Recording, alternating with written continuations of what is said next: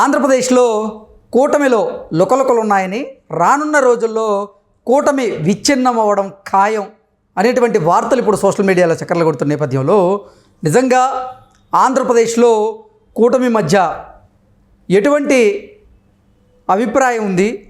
కూటమిలో నిజంగా లుకలుకలు ఉన్నాయా? రానున్న రోజుల్లో కూటమి విచ్ఛిన్నమయ్యే అవకాశం ఉందా లేదా అనేది మనం విశ్లేషణ చేసుకునేటువంటి ప్రయత్నం అయితే చేద్దాం. ప్రస్తుతం మనతో పాటు ఉన్నారు జనసేన పార్టీ అధికార ప్రతినిధి అయినటువంటి శ్రీనివాస్ గారు. సార్తో మాట్లాడదాం. సార్ నమస్తే. సార్ నమస్తే అండి. ఆంధ్రప్రదేశ్లో కూటమిలో లుకలుకలు ఉన్నాయని, రానున్న రోజుల్లో కూటమి విచ్ఛిన్నం అవ్వడం ఖాయం అంటూ కొన్ని వార్తలు అయితే వస్తున్నాయి. దాంట్లో భాగంగానే జనసేనాని పవన్ కళ్యాణ్ గారు అనిత మీద చేసినటువంటి కమెంట్స్ని, అలాగే నామినేటెడ్ పోస్టులని, వీటన్నింటినీ ఉద్దేశించి కొన్ని ఆర్టికల్స్ అయితే వస్తూ ఉన్నాయి. అందులో భాగంగానే ఆంధ్రప్రదేశ్లో కూటమిలో లుకలుకలు ఉన్నాయి, ఇక రానున్న రోజుల్లో ఆ కూటమి విచ్ఛిన్నం అవ్వడం ఖాయం అనేటువంటి వార్తలు అయితే బలంగా వినపడుతున్నాయి. ఏంటి సార్ అసలు ఆంధ్రప్రదేశ్లో ఎటువంటి పరిస్థితులు ఉన్నాయి అంటే ఏం చెప్తారు? కృష్ణ గారు,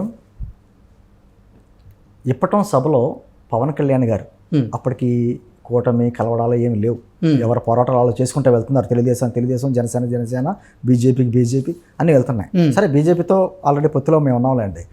ఇప్పటం సభలో రానున్న రోజుల్లో రాష్ట్ర రాజకీయాలు ఎలా ఉండబోతున్నాయి అనే ఉద్దేశంతో 3 ఆప్షన్స్ కూడా చెప్పారు పవన్ కళ్యాణ్ గారు.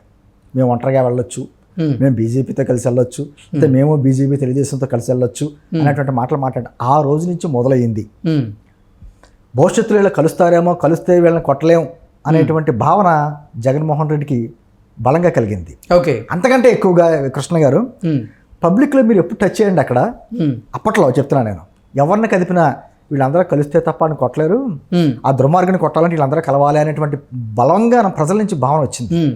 నేనేమనుకుంటున్నానంటే అంటే ఈ పొత్తులు ఏది కానీ కావచ్చు, ప్రజల ఆ మనోభావాల నుంచి, పరిస్థితుల నుంచి ఏర్పడతాయి తప్ప నాయకులు ఆలోచన నుంచి రావు అనుకుంటాను నేను. ఓకే, ప్రజలు కోరుకున్నారు కూటమి కలిసి ఉండాలి, ఈ ప్రభుత్వం ఈ 3 పార్టీలు కలిసి పోరాటం చేయాలనేటువంటిది కోరుకున్నారు. దానికి ఎప్పుడైతే చంద్రబాబు నాయుడు గారిని అరెస్ట్ చేసి జైల్లో పెట్టారో, పవన్ కళ్యాణ్ గారు పరామర్శించడానికి అక్కడికి వెళ్ళి రాజమండ్రి సెంట్రల్ జైలు దగ్గర మేము కలిసి వెళ్తున్నామని చెప్పి ప్రకటన చేశారో బలమైన అడుగులు పడ్డాయి. నేనేమంటానంటే ఆ రోజు నుంచి కూడా వారికి జగన్మోహన్ రెడ్డి గారికి ఉన్నటువంటి మీడియా కావచ్చు, ఆయనకి సంబంధించిన ఎర్నలిస్టులు కొంతమంది కావచ్చు, ఎర్నలిస్టులుగా అంటలేదు, ఎర్నలిస్టులు అంటున్నాను, ప్యాకేజీలు తీసుకుని వాళ్ళు మాట్లాడే పేర్లు కూడా అనవసరం, వాళ్ళు ఏ విధంగా మాట్లాడారో ఖచ్చితంగా వీళ్ళు కలవకుండా ఉండాలనే ఉద్దేశంతో పాతయన్ని, అంటే గతంలో బీజేపీని పవన్ కళ్యాణ్ గారు ఏం విమర్శించారో ఆ వీడియోలు కావచ్చు, లేకపోతే చంద్రబాబు గారు మోదీ గారిని ఏమన్నారో ఆ వీడియోలు కావచ్చు, లేకపోతే పవన్ కళ్యాణ్ గారు చంద్రబాబు గారు అప్పట్లో 2014-19 మధ్యన బయటకు వచ్చినప్పుడు పవన్ కళ్యాణ్ గారు చేసిన విమర్శలు కావచ్చు, ఏమిటి అవన్నీ బయటికి తీసుకొచ్చి ఖచ్చితంగా వీళ్ళ కలవలేరు అనేటువంటి మాటలు ఒకటి. రెండోది, మానసికంగా మేము ఒంటరిగా వస్తున్నాం, దమ్ముంటి సింహం సింగిల్గా వస్తుంది, మీకు ఆ ధైర్యం లేదు, మీరు ఒంటరిగా వెళ్ళలేరు అని చంద్రబాబు గారిని, మీరు ఎప్పుడు కలిసి వెళ్తారే తప్ప ఒంటరిగా వెళ్ళి మీకు గెలవలేనటువంటి విషయంతో తెలుగుదేశం పార్టీని, మమ్మల్ని ఏమో మీకు అసలు క్యాండిడేట్సే లేరు, మీరు ఏ విధంగా గెలవగలరు, మీరు మాకు పోటీనా, అసలు మిమ్మల్ని అసలు లెక్కే చేయట్లేదు, అసెంబ్లీ గేట్ తాకనివ్వను అని పవన్ కళ్యాణ్ గారిని ఎన్ని రకాలుగా మాట్లాడడానికి చేశారు. ఇలా కుట్రలన్నింటినీ పక్కన పెట్టి రాష్ట్రం ముఖ్యం, రాజకీయాలు నెక్స్ట్ అనేటువంటి భావంతో ఈ రోజున తెలుగుదేశం, జనసేన, బీజేపీ 3 పార్టీలు కలిసినాయి. వీళ్ళు ఏమనుకుంటున్నారంటే కలిసిన తర్వాత ఎటువంటి మెజారిటీ వచ్చిందో మనంతా చూసాం.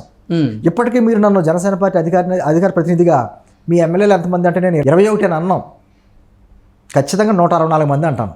ఓకే, ఎందుకంటే నేను ఈ 2 రోజుల క్రితం కూడా పవన్ కళ్యాణ్ గారు మాట్లాడతా, మీరు పార్టీ నాయకులుగా కాదు కూటమి ప్రభుత్వం సంబంధించిన నాయకుల్లా మాట్లాడినండి ఆయన. అంటే ఆ విధంగా కలిసి మేము చేస్తున్నాం, రాష్ట్రం గురించి, రాష్ట్రాభివృద్ధి గురించి, ప్రజలను మళ్ళీ తిరిగి భవిష్యత్తులో బాగు చేయాలనే ఉద్దేశంతో కలిసి పనిచేస్తున్నాం. సరే, కుట్రలాగో ఖచ్చితంగా ఆ మీడియా ఉంది, మనసాక్షి అయిన సాక్షి అంటూ ఉంటాను నేను, ఖచ్చితంగా వాళ్ళు ఆర్టికల్స్ రూపాయనో 5 రూపాయలు కూటమిలో లోకలైన మాటలు మాట్లాడతారు. నేను ఏమంటున్నానంటే ఆ రోజున కూడా పవన్ కళ్యాణ్ గారు ఆ వ్యవస్థలో ఉన్న లోపం గురించి మాట్లాడారు, అనిత గారిని విమర్శించలా. అవును, గతంలో అత్యుత్సాహం చూపించి తప్పు చేయకపోయినా గోళ్ల దూకి తెల్లవారుజామున తలుపులు బదులు కొట్టి అరెస్టులు చేశారే, ఈరోజు న్యాయబద్ధంగా ఎక్కడైతే తప్పు జరిగిందో తప్పు చేసిన వాళ్ళు నిందితులను పట్టుకోమంటే ఎందుకు అంత అలసత్వాన్ని ప్రదర్శిస్తారు. అలసత్వ ప్రదర్శన పోలీస్ వ్యవస్థలో ఉన్న లోపాన్ని విమర్శించారు, ఉమ్, అనితగారిని విమర్శించలా.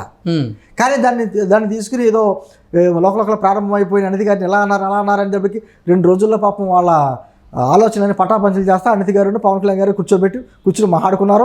అనిత గారు కూడా స్టేట్మెంట్ ఇచ్చారు. ఉమ్, ఒక సీఎం గాను డిప్యూటీ సీఎంగా వారు ఇచ్చినటువంటి సలహాలు మీరు సూచనలు తీసుకుంటామని మాట్లాడారు. ఉమ్, నేను అంటుంది ఈ రోజున మా జెండాలు వేరే ఉండొచ్చు, కానీ ఎజెండా ఒకటే. ఉమ్, మా ఎజెండా రాష్ట్ర అభివృద్ధి. అది ఏదో అంటారు చూడు, కందలేని దొరద కత్తిపేట గారికి మాలో ఎవరికే లేనిది. వీళ్ళు ఎందుకు పోయిందంటే ఏదో రకంగా వీళ్ళని విచ్ఛిన్నం చేయాలి. ఖచ్చితంగా కుటుంబంలోనే భేదాభిప్రాయాలు ఉంటాయి, అభిప్రాయ భేదాలు ఉంటాయి, అవును, రకరకాలుగా తెచ్చుకుంటాం. ఒక కుటుంబంలో ఉన్నటువంటి తల్లిదండ్రుల మధ్య పిల్లల మధ్య రకరకాలైనటువంటి అభిప్రాయ భేదాలు ఉంటాయి. అంత కుటుంబం కాకుండా పోతుంది కదా. ఈ రోజున చంద్రబాబు గారిని పవన్ కళ్యాణ్ గారిని విడదీయడం అంటే శ్రీకృష్ణుడిని అర్జునుడిని విడదీసినట్టు ప్రయత్నం చేసినట్టే. మీరు విడదీయగలరా? అర్జునుడికి ఎన్నో సందేహాలు వచ్చుంటాయి. శ్రీకృష్ణుడు ఏదో రూపంలో అతన్ని లైన్లో పెట్టి తీసుకెళ్ళినటువంటి కార్యక్రమాలు జరిగినాయి, చూసాం మనం. ఈ రోజున వీరిద్దరి అనుబంధం అలా ఉంది. ఏదైనా ఉంటే మాట్లాడుకుంటున్నారు, చేసుకుంటున్నారు, కలిసి చేసుకుంటున్నారు, అనే విధంగా చేసుకుంటున్నారు. ఈ రోజున ఆ బంధాన్ని విచ్ఛిన్నం చేయాలని ఎన్ని కుట్రలు చేయాలన్నారు, ఎన్ని రకాలుగా చేసినా కూడా జరిగే పని కాదు కృష్ణ గారు. ఎందుకంటే మా కుటుంబ ప్రభుత్వం వచ్చి 5 నెలలు అయింది. మేము భవిష్యత్తుకి ఎన్నో బాటలు వేసుకుంటూ వెళ్తున్నాం. మా ఆలోచనలు డిఫరెంట్గా ఉన్నాయి. మా ఆలోచనలో పోలవరం ఎలా పూర్తి చేయాలి, లేకపోతే అమరావతి ఎలా కంప్లీట్ చేయాలి, రాష్ట్రంలో శాంతి భద్రత ఎలా విధంగా కంట్రోల్ చేసి పెట్టాలి, అదే సందర్భంలో పారిశ్రామికవేత్తలు ఎలాగ మనల్ని తీసుకురావాలి, ఇక్కడ పెట్టుబడులు పెట్టాలి, యువతకు ఏ విధంగా నైపుణ్యం పెంచాలి, పేద ప్రజలకు ఏ విధంగా సంక్షేమం అందించాలి, తిరిగి రాష్ట్రాన్ని ఆర్థికంగా ఎందుకు ఎలా గాడిలో పెట్టాలి, మా ఆలోచనలు ఎలా ఉన్నాయి. వాళ్ళ ఆలోచనలు ఎలా ఉంటాయంటే చీకటి, వాళ్ళకి వెలుగును సహించలేరు. ఇప్పుడు నామినేటెడ్ పోస్టుల 2వ జాబితా కూడా విడుదలైనటువంటి నేపథ్యంలోనే దీంట్లో జనసేనకు అన్యాయం జరిగిందని, ఇక జనసేనని అసంతృప్తిగా ఉన్నారన్నట్లుగా కూడా కొంతమంది అంటే ఆ వార్తలు కూడా క్రియేట్ చేసేటువంటి ప్రయత్నం అయితే చేశారు. ఏమంటే ఖచ్చితంగా వాస్తవాలు మాట్లాడాలనుకుంటే 3 పార్టీల్లో పనిచేసినటువంటి ప్రతి వారు నాయకులు కావచ్చు, అందరూ కూడా వారి స్థాయిల్లో పదవులు కోరుకుంటారు. రాజకీయాల్లో పదవులు కోరుకోరు అనే మాట అవాస్తవం. ఖచ్చితంగా దాంట్లో కొంతమంది పదవులు వస్తే సంతోషిస్తారు, కొంతమంది పదవులు రాకపోతే నిరుత్సాహపడతారు, కొంతమంది వీటికి అతీతంగా పనిచేసుకుంటూ వెళ్తూ ఉంటారు. మాలాంటి వాళ్ళం ఉన్నాం. మేము పలానా పదవి కావాలని కోరుకునే వాళ్ళం ఏం కాదు. పవన్ కళ్యాణ్ లాంటి వ్యక్తి రాజకీయాల్లో ఉండాలి, ఖచ్చితంగా అతను ప్రజాసేవ చేస్తాడు కాబట్టి అతను రాజకీయాల్లో ఉండాలని కోరుకునే వాళ్ళం. మాలాంటి వాళ్ళు వాటికి అతీతంగా ఆలోచిస్తాం. నేను అంటుంది ఈ రోజున కూటమి ప్రభుత్వంలో 3 పార్టీ ఏదైతే ఎమ్మెల్యేలో విషయంలో ఏ విధంగా షేర్ చేసుకున్నారో అలాగే నామినేటెడ్ పోస్టుల్లో కూడా షేర్ చేసుకున్నారు పర్సంటేజ్. ఖచ్చితంగా ఇంకా మొత్తానికి నామినేటెడ్ పోస్టులు రిలీజ్ అవ్వాలా, ఇంకా చాలా ఉన్నాయి. అన్నీ రిలీజ్ అయిన తర్వాత ఎవరి ఓటా ఎంత చెందాలో అంత ఓటా వస్తుంది. ఒకవేళ ఇంకా మించి ఇవ్వాల్సిన కొన్ని ఉంటాయి, అంటే జిల్లాల్లో కొన్ని నాయకత్వాలకు సంబంధించినవి కొన్ని ఉంటాయి, అవి ఇస్తారు. లేకపోతే పార్టీల్లో పదవులు ఇస్తారు. ఎక్కడ అన్యాయం అయితే జరుగుతుంది అయితే నేను అనుకోను. ఖచ్చితంగా కొంచెం నిరుత్సాహం ఉంటుంది.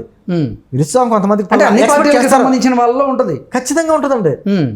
ఇప్పుడు మేమేమనుకుంటామండి, జనసేన పార్టీ తరఫున మా పార్టీ అధికారంలో రావాలి, మా అధ్యక్షుడు పవన్ కళ్యాణ్ గారు ముఖ్యమంత్రి కావాలని కోరుకుంటాం. అలాగని చెప్పేసి పరిస్థితులకు అనుగుణంగా మార్చుకుంటాం, అంతే కదా. మా రాజకీయాలు మా పదవుల కంటే రాష్ట్రం బాగుండాలని కోరుకున్నాం వల్ల మాకు 100% స్ట్రైక్ రేట్తో మేము గెలిపించుకున్నాం. నేను అంటుంది ఏదేమైనా సరే ఈ నామినేటెడ్ పోస్టుల్లో కావచ్చు, ఇతర విషయాల్లో కావచ్చు, పరిపాలన విషయంలో కావచ్చు, ఏదేమైనా ఖచ్చితంగా కూటమి ఒక ఆలోచనతోటి నేను అంటుంది ఎవరి విధంగా ఇలా ఉన్నా కూడా కింద స్థానిక నాయకత్వం కింద కొంచెం అభిప్రాయ భేదాలు ఉండొచ్చు, కానీ చంద్రబాబు గారి విషయంలోనే పవన్ కళ్యాణ్ గారి విషయంలో కొన్ని ఎటువంటి అభిప్రాయ భేదాలు లేవు. చక్కగా ఏదన్నా ఒక కార్యక్రమం చేయాలంటే కూర్చుని మాట్లాడుకుంటున్నారు, దాన్ని అమలుపరుస్తున్నారు. కింద ఉన్న వాళ్ళు ఏదో రకరకాల చెప్పకుండా అది చేశారని రకరకాల మాటలు మాట్లాడారు, కానీ వాళ్ళిద్దరి మధ్య ఎటువంటి అభిప్రాయ భేదాలు కానీ భేదాభిప్రాయాలు రెండూ లేవు. నేను అంటుందా ఎందుకు పోలుస్తున్నానంటే అందుకనే శ్రీకృష్ణుడు అర్జునుడికి మధ్య ఉన్నటువంటి బంధం అది. ఖచ్చితంగా ఆ బంధాన్ని విడదీయలేరు. ఖచ్చితంగా ఒకరికొకరు కలుపుకుని చేసే కూడా పట్టుకుని రాష్ట్రాన్ని అభివృద్ధి తీసుకెళ్తారు అనేటువంటిది బలంగా నేను నమ్ముతున్నాను నేను. Okay sir, thank you so much.